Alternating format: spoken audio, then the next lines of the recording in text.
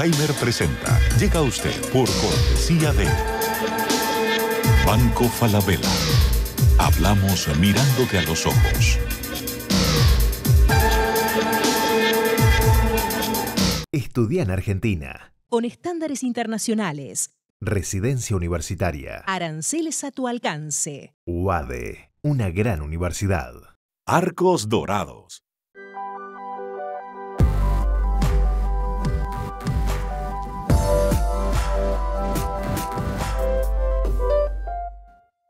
¿Sabías que según un estudio de la Universidad de Oxford, casi la mitad de los trabajos actuales podrían dejar de existir en 10 años? La inteligencia artificial llegó para quedarse. ¿Cómo te va a afectar la automatización? ¿Cuáles son los trabajos del futuro? Andrés Oppenheimer te lo cuenta en su nuevo libro, Sálvese quien pueda. Y no te quedes atrás. Encuéntralo en librerías.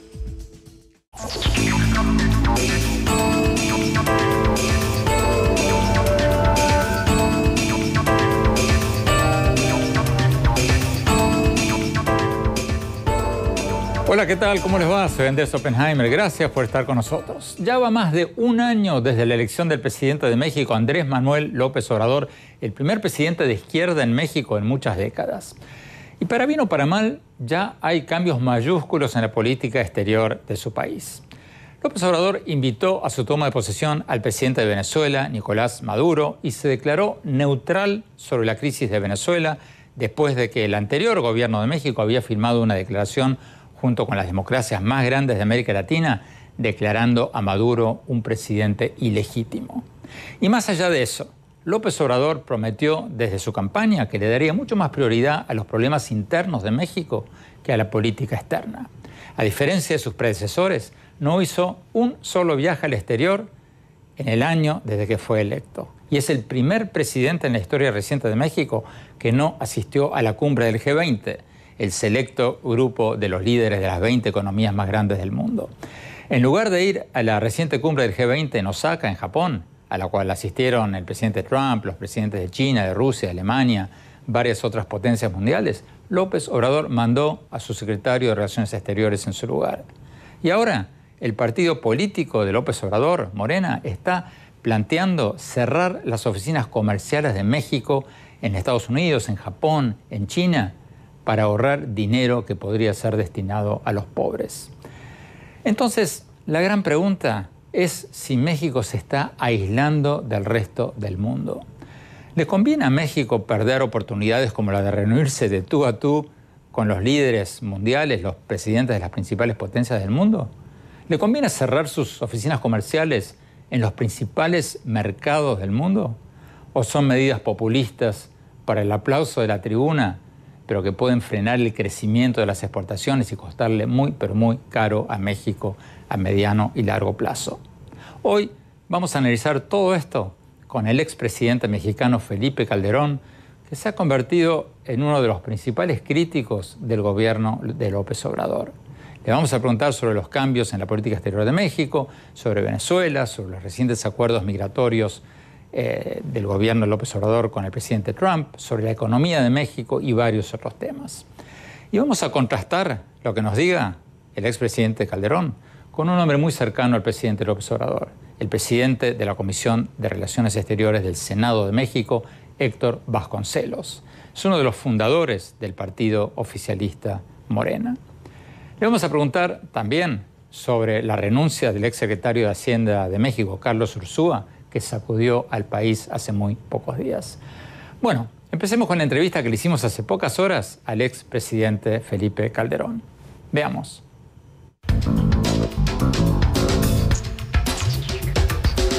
Expresidente Felipe Calderón, muchas gracias por estar con nosotros. Expresidente, usted se ha convertido en uno de los principales críticos del gobierno del presidente López Obrador, entre otras cosas por su política exterior. ¿Por qué cree usted que México se está aislando del mundo? ¿Cuál es su principal crítica al argumento del presidente de López Obrador de que antes que asumir un rol de activismo político en asuntos externos, México tiene que resolver sus problemas internos? ¿Cuál es su principal crítica a ese posicionamiento? Déjame vertirlo como una opinión. No quisiera ser el crítico. Bueno, lo soy, inevitablemente lo soy. ¿Por qué? Porque al vertir mi propia opinión, pues discrepo de la del presidente. México es y debe ser un jugador clave en el concierto mundial, en las cosas que ocurren en el mundo, por su tamaño, por su población, por el tamaño de su economía. Estamos entre las 2 economías más grandes del mundo y probablemente, Andrés, México puede ser, si hiciéramos las cosas bien, pues la 7ª o la 6ª economía más grande del mundo para el año 2050. México tiene que estar en las decisiones mundiales y no por jugar un protagonismo o un afán protagónico, sino porque las decisiones mundiales nos afectan a los mexicanos y tenemos que ser actores y no espectadores en lo que está pasando. Un ejemplo es recientemente la ausencia de México, de su presidente en el G20.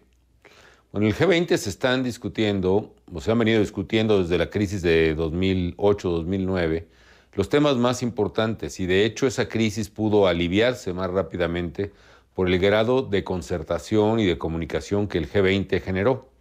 Hoy, ¿qué se está discutiendo, Andrés? Se está discutiendo el comercio, la amenaza de guerra comercial desatada por la insensatez del presidente de Estados Unidos, Donald Trump, de cerrar o de utilizar el comercio como amenaza y como instrumento contra otros países, y eso se ha constituido ya en la mayor amenaza al desempeño de la economía mundial. Bueno, eso se discute en el G20 y México quizá va a ser el país más afectado por una guerra comercial en el mundo por su alta dependencia exportadora hacia Estados Unidos. ¿Qué pudo haber hecho el presidente de México en el G20?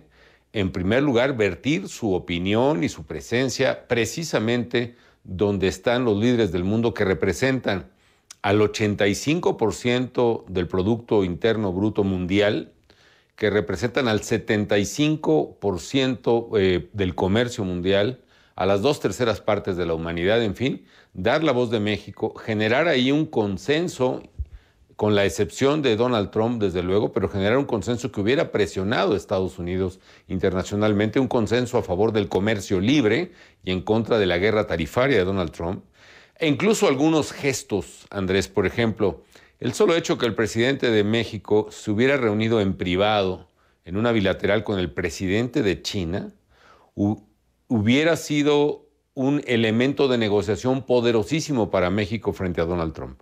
El presidente López Obrador ha dicho que envió a su canciller, al secretario de Relaciones Exteriores, Marcelo Ebrard, y que, bueno, por lo tanto, no hacía falta que fuera él personalmente. ¿Qué responde a eso? ¿Por qué era tan importante que fuera el presidente en persona? Te lo digo con toda sinceridad, Andrés. Asistí a varias juntas del G20. Me tocó ser el primer latinoamericano en ser presidente del G20 y recibir a todos, al presidente de China, del primer ministro de India, al de Estados Unidos, al de Rusia, al de Francia, al de España, en Inglaterra, primer ministro de Inglaterra, etcétera. Todos vinieron a México. Y sé de esas reuniones que los representantes son irrelevantes. Nadie, ninguno de esos presidentes o primeros ministros le hace caso a un canciller. Lo reciben por una cortesía en la mesa, pero nada más. Y si tú observas las redes sociales del propio Marcelo Ebrard y su línea de publicidad o la persona que le maneja medios, no hay una sola foto de Marcelo Ebrard que se haya tomado en una reunión bilateral en serio. Todas son fotos de pasillo. Sí publicó una serie de fotos con una serie de presidentes y primeros ministros, la primera de ellas con Donald Trump, lo cual muy sonriente y se me hizo además hasta de pena ajena, caray. Pero todas son de pasillo, es como si hubiera un fan, ¿no? O un estudiante de preparatoria recolectando autógrafos en la reunión y pidiéndoles un selfie a cada uno de los primeros ministros en los pasillos. La presencia de un canciller, con todo respeto, es irrelevante en esas reuniones y se perdió una oportunidad de oro, repito, para que México diera su voz, generara consensos en favor de México, que hacerlo en favor del comercio mundial, por ejemplo, es en favor de México, de rechazo a la política de guerra arancelaria de Donald Trump, de reuniones estratégicas bilaterales precisamente para neutralizar el poder de Estados Unidos. Todo eso se puede hacer en un G20. El presidente López Obrador no ha salido del país desde su elección, diciendo que primero hay que resolver los problemas internos de México, la pobreza, la corrupción. ¿Qué hay de malo en eso? Evidentemente nadie está en contra de que el presidente le preste atención a sus problemas y los resuelva, pero es un hecho también, Andrés, que en este mundo globalizado, en esta interacción bárbara que tenemos todos, que somos sociedades abiertas, de medios abiertos. Yo estoy aquí hablando contigo desde la Ciudad de México, tú estás en Estados Unidos y nos están escuchando probablemente gente en todo el continente viendo. Esta globalidad, esta evolución de un mundo que se ha vuelto cercano, se ha vuelto verdaderamente inmediato, requiere una interacción mundial. No es excluyente atender los problemas nacionales con ser partícipe de la agenda mundial e insisto, la agenda mundial afecta poderosamente a México por los problemas más graves que hay ahora en el mundo. Precisamente la pobreza se puede aliviar con el comercio que necesitamos, la migración que tanto recibimos como tenemos hacia Estados Unidos es un tema que se puede mitigar precisamente con los flujos comerciales, con el comercio, con el crecimiento económico. En días recientes, expresidentes, se conoció que el partido Morena, el partido oficialista, el partido del presidente, está proponiendo un proyecto de ley para cerrar las oficinas comerciales de México en el exterior, en varios países. Las oficinas de la Secretaría de Economía en Estados Unidos, en Japón, en China y muchos otros países. Quienes proponen este proyecto dicen que se ahorrarían millones de dólares que podrían ser usados para mejorar la condición de los pobres en México. Su crítica, ¿qué hay de malo en eso? Es un absurdo. Obviamente puede haber muchos ahorros, pero es querer cuidar los centavos a costa de perder los miles de pesos. Es decir, dicen que se van a ahorrar 2,000 millones me decías tú, de pesos o de dólares, no sé, de pesos probablemente. No creo que lleguen a esa cifra, pero hombre, no es, digamos, estamos hablando de 100 millones de dólares, no es ni la 10ª parte de lo que México comercia cada día. Es decir, la importancia de México para el comercio, para la inversión que esas oficinas tratan de atraer, ahorrarse en el pago de una renta es verdaderamente ridículo, Andrés. Y es un ejemplo efectivamente de lo que está haciendo este gobierno. Está haciendo recortes, como bien señalan algunos analistas, está haciendo cirugías con machete, no con bisturí. Está cortando gastos esenciales del país. Senador Héctor Vasconcelos, presidente de la Comisión de Relaciones Exteriores del Senado de México, muchísimas gracias por estar con nosotros. Senador, ¿acaso no fue un error mayúsculo del presidente López Obrador no haber ido a la cumbre del G20 en Japón? ¿Qué responde usted a esa crítica? Mire usted, a mí en términos personales debo decirle que sí hubiera yo preferido que el presidente López Obrador asistiera a la reunión del G20, también a la reunión de la Alianza para el Pacífico, pero eso es quizá una percepción hasta cierto punto subjetiva mía. Lo importante es entender que lo que determina la presencia de México en el mundo no es que asista uno o que asista el jefe del Estado a tal o cual conferencia, sino cuáles son las condiciones reales del país. En la medida en que tengamos una mejor situación interna, solo así tendremos la credibilidad ante el concierto de las naciones. Entonces, lo que hay que observar es qué progresos va haciendo México en cuanto a resolver las cuestiones fundamentales, los problemas esenciales del país, es decir, la inaudita corrupción, la grosera desigualdad, todos estos problemas estructurales de México. Irlos resolviendo, eso determinará nuestro peso internacional. Tenemos que ir a un corte. Cuando volvamos, vamos a seguir hablando con el expresidente Felipe Calderón y con el senador Héctor Vasconcelos sobre los cambios en las políticas exteriores. Vamos a hablar un poco sobre Venezuela. No se vayan, ya volvemos.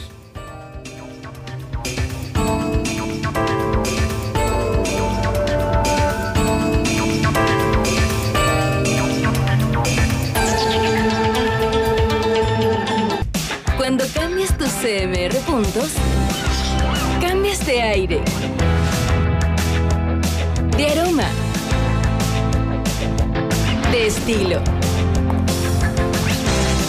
cambias de ritmo. Cambias tu estilo de vida.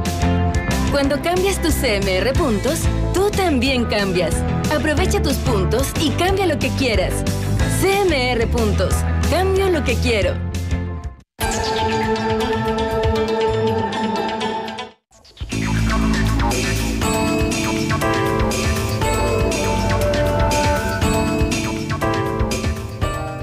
Gracias por seguir con nosotros. Estamos hablando sobre el giro en la política exterior de México desde la toma de posesión de Andrés Manuel López Obrador, el presidente de México. Estamos hablando con el expresidente Felipe Calderón, uno de los críticos más visibles del gobierno de México, y con el presidente de la Comisión de Relaciones Exteriores del Senado de México, el senador Héctor Vasconcelos, un hombre cercano al presidente López Obrador. Sigamos viendo la entrevista con el expresidente Calderón. Veamos.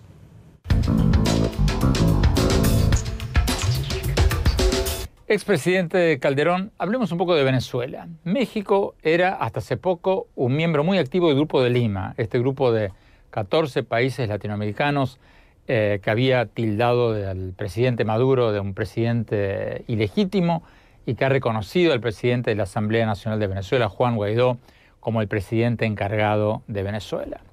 López Obrador no se retiró del todo, pero dio marcha atrás de este Grupo de Lima y se ha proclamado neutral sobre Venezuela.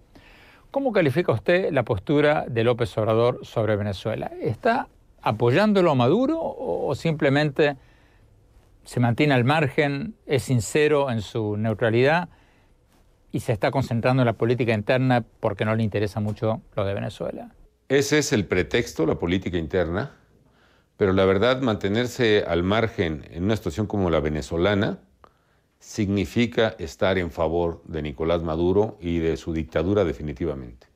A mí me parece muy interesante, por ejemplo, que ahora el gobierno mexicano está apelando tanto a decir, allá están los órganos internacionales, no intervenimos, etcétera.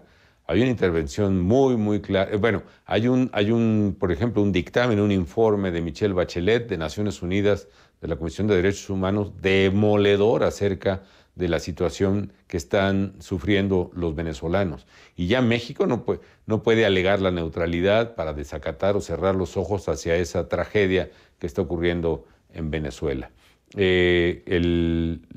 La neutralidad así se vuelve entonces complicidad, a mi punto de vista, y México debe rectificar ese camino, debe volver a ser un activo promotor de la democracia y los derechos humanos en el mundo en general, y desde luego no podemos cerrar los ojos simplemente a la tragedia y a la barbarie que está sufriendo el pueblo venezolano.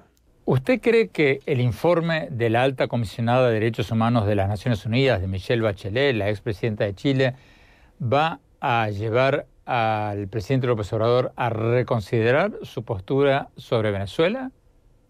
No, definitivamente no. Es una pena que, de hecho, el presidente acaba de hacer una declaratoria muy crítica, muy lamentable respecto de una recomendación de la Comisión Nacional de Derechos Humanos en México que determinó que el cierre de un programa público fundamental, las estancias infantiles, por ejemplo, violaba derechos de los niños y ordenaba o pedía a la Comisión de Derechos Humanos que se restableciera dentro de ciertos márgenes, y la respuesta del gobierno mexicano fue de insulto y de desprecio a la comisión, y pienso por desgracia que eso ocurrirá tarde o temprano con el informe de Michelle Bachelet. Mientras tanto, hay miembros del Congreso y la propia presidenta de Morena, el partido del presidente, que son abiertamente promotores del chavismo y el madurismo, si es que puede existir eso, abiertamente promotores y defensores apologéticos de la dictadura terrorífica de Nicolás Maduro. ¿Pero usted cree que el presidente López Obrador los apoya o los ve como un ala más de su partido y los tolera a regañadientes?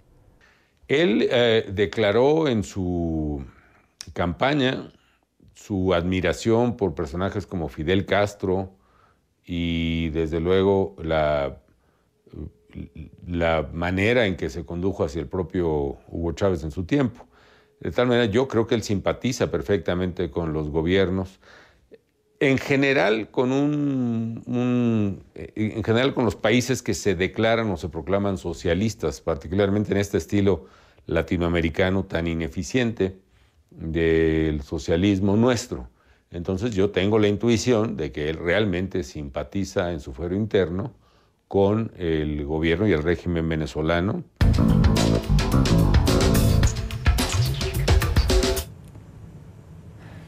Senador Vasconcelos, usted seguramente va a argumentar que México está haciendo lo correcto porque el artículo 89 de la Constitución mexicana exige la no intervención en asuntos internos de otros países, pero como usted bien sabe, lo hemos conversado en otra entrevista, ese mismo artículo de la Constitución mexicana exige el respeto, la protección y la promoción de los derechos humanos. Acaba la pregunta. ¿Cómo responde usted a lo que acaba de decir el expresidente Calderón, de que ahora, después de este demoledor informe de la ONU, de la expresidenta de Chile, Michelle Bachelet, es ridículo que México mantenga esa neutralidad en materia de Venezuela? ¿Cuál es su respuesta? Sí, yo empezaría por decir, no puedo evitar mencionarlo, que el licenciado Calderón es parte en el conflicto. No podemos olvidar que él fue el instrumento que usó la clase política tradicional mexicana y los poderes fácticos, el establishment mexicano, para impedir en 2006 que se cumpliera lo que desde entonces era la voluntad mayoritaria del pueblo mexicano, es decir, llevar al presidente López Obrador al poder para iniciar una transformación de fondo en el país. Dicho esto, y yendo a la cuestión de Venezuela, yo creo que hoy podemos observar, a diferencia de cuando hablamos sobre la cuestión del principio de no intervención, que las cosas han ido tomando su nivel. Me parece a mí evidente que el esfuerzo por resolver el enorme problema de Venezuela, que desde luego yo lo veo como una tragedia para los venezolanos, el esfuerzo por arreglar este asunto a través de la sustitución del señor Guaidó en vez del señor Maduro, una iniciativa, por cierto, promovida por los Estados Unidos de Norteamérica desde mi punto de vista, creo que es claro que fracasó.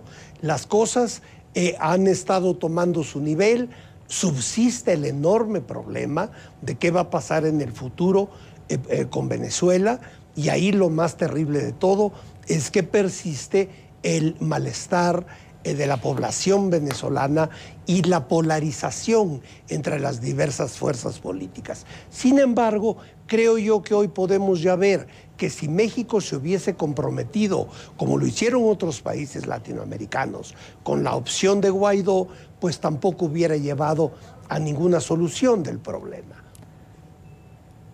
Pero, senador, no me ha contestado la pregunta. La pregunta era sobre la neutralidad del gobierno actual de México. ¿Se puede ser neutral cuando el informe de la ONU de la expresidenta Bachelet, que por cierto es una integrante del Partido Socialista, no se la puede acusar de ser una vocera de la CIA ni nada de eso, habla de crímenes de Estado semejantes a los de las dictaduras de Argentina y de Chile de los años 70? O sea, el informe no dice eso, pero las cifras que da son muy parecidas. Sí. Entonces, acaba la pregunta, la misma de antes. ¿Va a rectificar México esa postura de neutralidad para convertirla en una condena categórica a los asesinatos masivos que, según las Naciones Unidas, están ocurriendo en Venezuela? Yo le diría dos cosas. En mi opinión, como legislador, no como miembro del Poder Ejecutivo, yo deploro profundamente la situación de los derechos humanos en Venezuela. Ahora, México se rige en su política exterior por ciertos principios de los que ya hemos hablado, y estos principios no se alteran por un reporte u otro, por grave que sea. Hay concepciones que vienen de nuestra historia, como ya he tratado de explicarlo en otras ocasiones, y estos son permanentes, son principios que han regido la política exterior de México por muchos decenios y se sostendrán en cuanto a que además de todo son mandatos constitucionales. Pero insisto, en lo personal como legislador, a mí me asombran los datos que la expresidenta Bachelet mencionó en su informe. Por cierto, nosotros hemos estado, tanto el Poder Ejecutivo como el Poder Legislativo mexicanos, muy cerca, creo yo, de la señora Bachelet. Ya visitó el Senado hace poco, le hicimos ahí una recepción que corresponde a la extraordinaria carrera que ella ha desplegado a lo largo de su vida, de manera que yo respeto mucho su informe. Tenemos que ir a un corte. Cuando volvamos, vamos a preguntarle al expresidente Calderón qué opina del acuerdo migratorio del presidente López Obrador con Donald Trump. Y después le vamos a preguntar lo mismo al senador Héctor Vasconcelos. No se vayan, ya volvemos.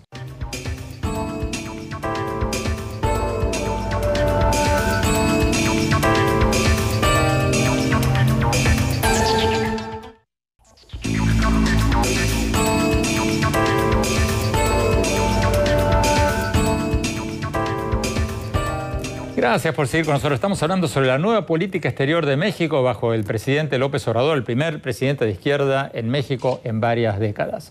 Sigamos viendo la entrevista con el expresidente Felipe Calderón, que se ha convertido en uno de los principales críticos del gobierno de México actual.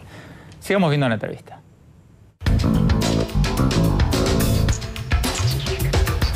El presidente Trump, después de criticar despiadadamente a México, ahora pareciera como que está en un romance con México, alabando la política de López Obrador de detener a los migrantes centroamericanos en la frontera sur de México. Y ha dicho Trump que el gobierno de México está haciendo un excelente trabajo. ¿Cierto o falso? Es una pena, Andrés, es una pena que nos estemos convirtiendo o que estemos utilizando nuestra fuerza pública, que además es exigua, es decir, la Guardia Nacional, por ejemplo, está apenas recién creada y fue creada con el propósito de combatir el terrible problema de inseguridad que tenemos en México. Bueno, lo poco que se ha creado la Guardia Nacional está destinada a la frontera a detener migrantes centroamericanos, lo cual me parece un absurdo que nuestros recursos están lamentablemente siendo utilizados para servir a los propósitos de Donald Trump. Yo no veo por qué México tenga que hacer eso. Ciertamente, todo esto partió de una política equivocada, demagógica, del presidente y su gobierno, de decir, vengan todos a México, aquí van a tener los inmigrantes centroamericanos trabajo, aquí van a tener becas, aquí van a tener apoyos. Cuando México no está en condiciones, no podemos, aunque quisiéramos muchos, recibir a todos el que quiera venir a México desde Centroamérica, y sin embargo ellos lo hicieron. Y eso provocó una señal equivocada que produjo esas enormes migraciones masivas hacia México, quizá con rumbo a Estados Unidos, porque la política llamada de puertas abiertas de López Obrador provocó en buena parte esas migraciones masivas. Y ahora viene todo lo contrario, ahora estamos usando soldados y marinos para detener a los migrantes porque lo pidió Donald Trump. Y hay algo más grave que no se ha analizado, Andrés. A lo que el gobierno, Marcelo Ebrard, por cierto, se comprometió con los americanos es ominoso. Se comprometió a que no solo detuviéramos la migración centroamericana, que a final de cuentas es más en el interés de Estados Unidos que en el nuestro, sino a que recibamos en México a los peticionarios de asilo en Estados Unidos que sean rechazados o que sean rechazados mientras se resuelve de fondo su petición de asilo. Antes lo que procedía era devolverlos a su país de origen. No, ahora México se obliga a tenerlos en México, a darles alimentación, educación, servicios públicos, etcétera, etcétera. Una condición llamada de tercer país seguro, aunque no se reconozca formalmente. Yo no sé si esos acuerdos suscritos por Marcelo Ebrard incluso tengan validez, Andrés. Yo creo que tratándose de compromisos internacionales, de acuerdos que tienen obligatoriedad, en este caso bilaterales, tendrían que haber pasado a la aprobación del Senado de la República por tener la misma jerarquía, a mi juicio, que la de un tratado. Es decir, son acuerdos de voluntades entre países del que se desprenden obligaciones, en este caso muy gravosas para México. Eso no lo puede suscribir por su propia cuenta un canciller, eso tiene que contar con la aprobación del Senado.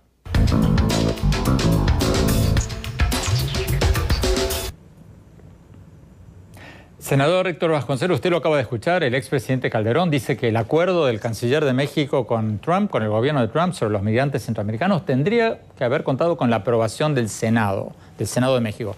Usted es el presidente de la Comisión de Relaciones Exteriores del Senado de México. ¿Cuál es su respuesta a esto que dice el expresidente Calderón? Dos aspectos.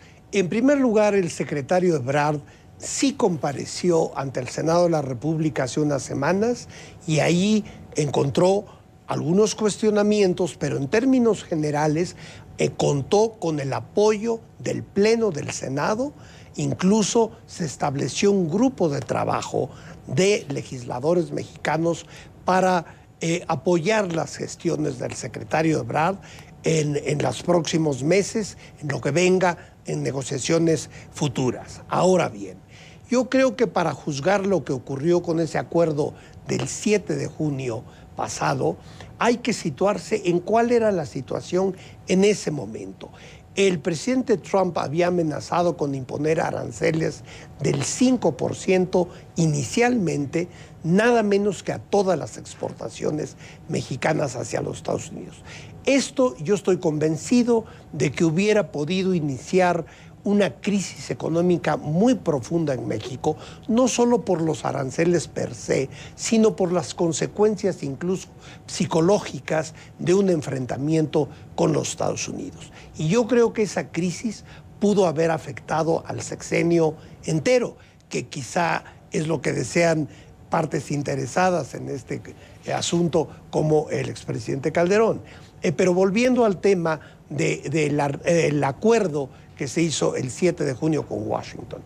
Estamos ya a 2 semanas de la primera evaluación de este acuerdo y creo que los resultados van a ser positivos. Si nos atenemos a los últimos mensajes del presidente Trump, es muy probable que ya no se vuelva a plantear el riesgo de una guerra comercial con los Estados Unidos. Claro, con el presidente Trump siempre tenemos que tomar en cuenta el factor de lo impredecible, pero digamos que él ha manifestado en repetidas ocasiones que él percibe que México está haciendo un esfuerzo grande. ¿Y qué esfuerzo está haciendo México?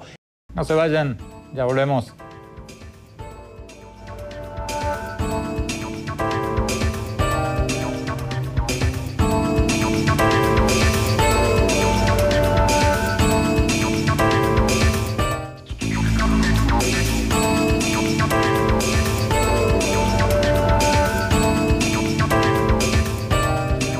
Gracias por seguir con nosotros. Estamos hablando sobre para dónde va México, sobre los cambios en la política exterior, entre otras cosas, de México desde la toma de posesión del presidente Andrés Manuel López Obrador, el primer presidente de izquierda en México en muchas décadas. Estamos hablando con el expresidente Felipe Calderón, que se ha convertido en uno de los críticos más visibles del nuevo gobierno de México, y con el presidente de la Comisión de Relaciones Exteriores del Senado de México, el senador del Partido Oficialista Morena, Héctor Vasconcelos.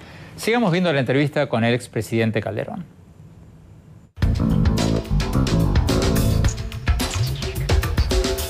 Finalmente, expresidente, hace pocos días el Banco de México dio a conocer una nueva encuesta de expectativas de crecimiento económico en México y volvió a mostrar una baja. Mientras que el año pasado se esperaba que este año, en el 2019, la economía creciera como un 2%, ahora ven un crecimiento menor del 1.1%.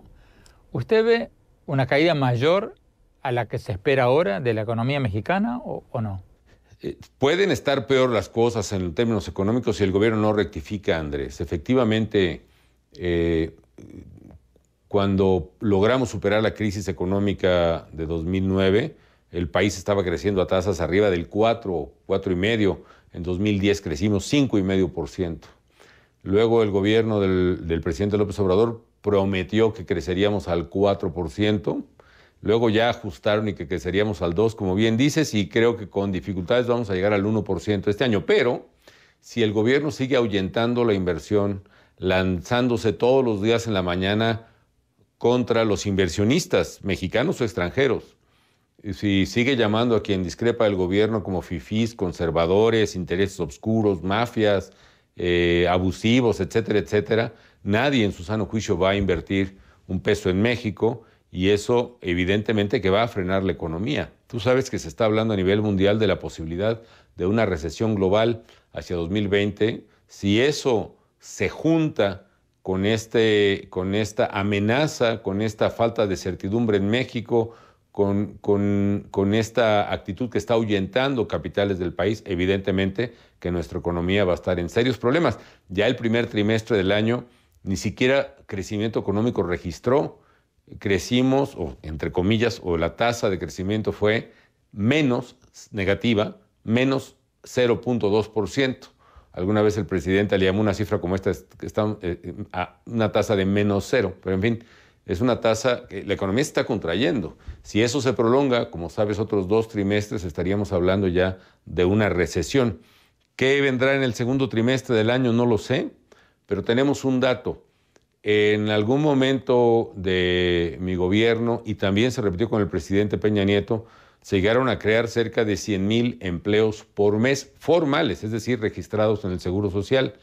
Una tasa de 80,000 empleos al mes se ha venido sosteniendo en México varios de los últimos años.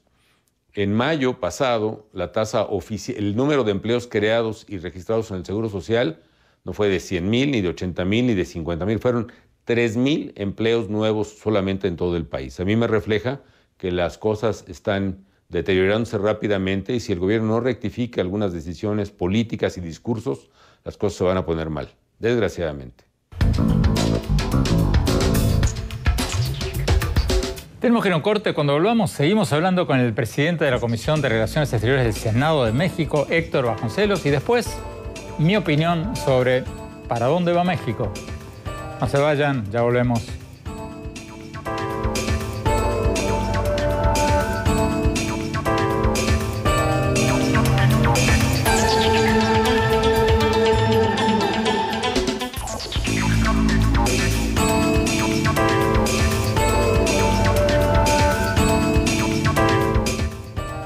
Gracias por seguir con nosotros. Estamos hablando con el expresidente de México, Felipe Calderón, uno de los críticos más visibles del gobierno del presidente López Obrador, y con el senador Héctor Vasconcelos, presidente de la Comisión de Relaciones Exteriores del Senado de México, un hombre cercano al presidente López Obrador.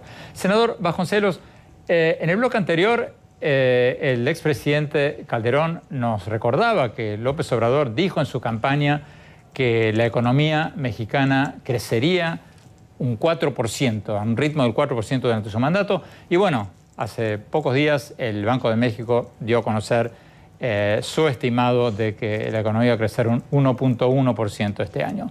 ¿No tienen razón los críticos en estar preocupados, sobre todo después de la renuncia días atrás del ex secretario Ursúa, que causó un terremoto económico, político en México? ¿No tienen razón en estar preocupados?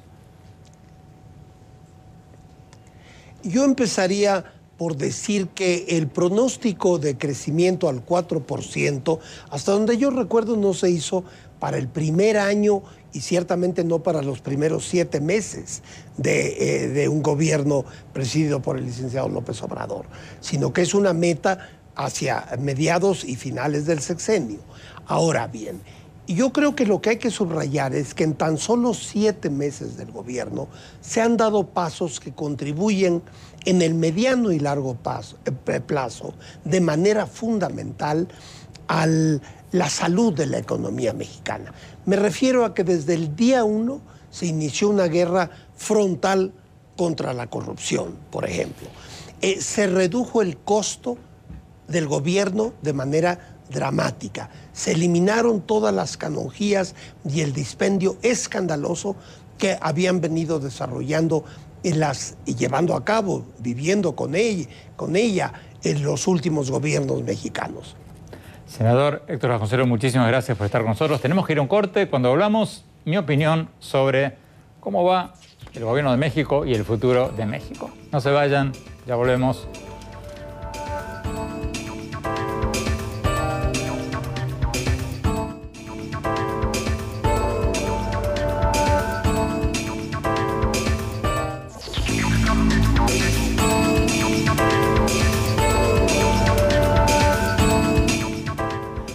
Muchas gracias por seguir con nosotros en este programa donde hablamos con el expresidente de México, Felipe Calderón, y con el presidente de la Comisión de Relaciones Exteriores del Senado de México, Héctor Vasconcelos, sobre los cambios en México bajo el gobierno de Andrés Manuel López Obrador, el primer presidente de izquierda en México en muchas décadas. Mi reflexión sobre lo que escuchamos de ambos. Visto desde afuera, yo creo que López Obrador tiene razón en su diagnóstico de que México es uno de los países más desiguales del mundo y que le hacía falta una corrección para distribuir la riqueza más equitativamente y darle más oportunidades a los pobres. Hasta ahí vamos bien, pero me preocupan algunas cosas. Me preocupa, por ejemplo, que el presidente de México no haya asistido a la cumbre del G20. Me preocupa que haya reducido su participación activa en el Grupo de Lima para restaurar la democracia en Venezuela, que el partido oficialista Morena quiera cortar las misiones comerciales de México en el exterior, porque si México se aísla del mundo, va a poder exportar cada vez menos y la pobreza, en lugar de reducirse, va a aumentar. Pero quizás lo que más me preocupa de México son las nuevas políticas de López Obrador que podrían significar una marcha atrás en materia de educación, de innovación, de ciencia y de tecnología. En educación es preocupante que López Obrador haya decidido eliminar la reforma educativa, que, aunque no fuera perfecta, exigía evaluaciones periódicas a los maestros por instituciones evaluadoras independientes, en lugar de por instituciones manejadas o influidas por los sindicatos de maestros. Porque sin maestros académicamente preparados, sin maestros capacitados, México no va a poder tener una población de gente capacitada para exportar productos cada vez más sofisticados y se va a quedar cada vez más atrás de China y otros países manufactureros. En materia de ciencia y tecnología, es preocupante que, según reportó el diario El Universal, el Plan de Desarrollo Nacional de 5 años de López Obrador, del 2019 al 2024, tiene 228 páginas y solo 5 renglones dedicados a la ciencia, a la tecnología y a la innovación. Solo 5 renglones. Y esos 5 renglones yo los leí. Son apenas un listado de buenas intenciones sin planes concretos. En un mundo globalizado en que el trabajo mental vale cada vez más y el trabajo manual vale cada vez menos, y en el que los países que exportan productos de alta tecnología crecen muchísimo más que los que exportan productos básicos o materias primas, México tendría que apostarle todo a la educación, a la innovación, a la ciencia y a la tecnología. De ese plan nacional de 228 páginas, casi todas deberían estar orientadas a estos rubros, porque son los que van a hacer crecer o no crecer y los que van a hacer o deshacer el futuro de México. Bueno, se nos acabó el tiempo. Los invito a visitar mi blog en el sitio web andresopenheimer.com. Si se registran ahí, les vamos a mandar por email todas las semanas mis columnas del Miami Herald y nuestros más recientes programas de televisión. Les recuerdo la dirección, es andresopenheimer.com, y síganme también en mi Twitter, @OpenheimerA, y en mi página oficial de Facebook, Andrés Oppenheimer, y ahora también en Instagram, en Andrés Oppenheimer Oficial. Gracias por habernos acompañado. Hasta la semana próxima.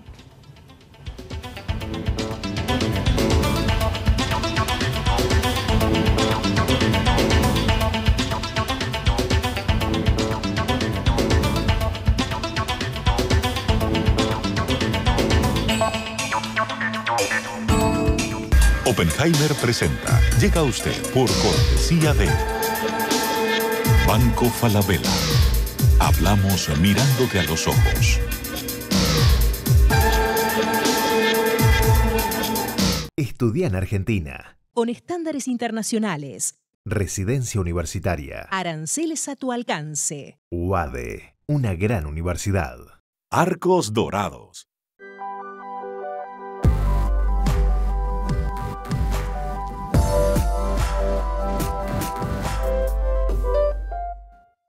¿Sabías que según un estudio de la Universidad de Oxford, casi la mitad de los trabajos actuales podrían dejar de existir en 10 años?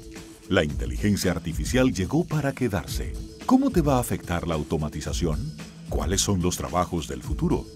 Andrés Oppenheimer te lo cuenta en su nuevo libro, Sálvese quien pueda. Y no te quedes atrás. Encuéntralo en librería.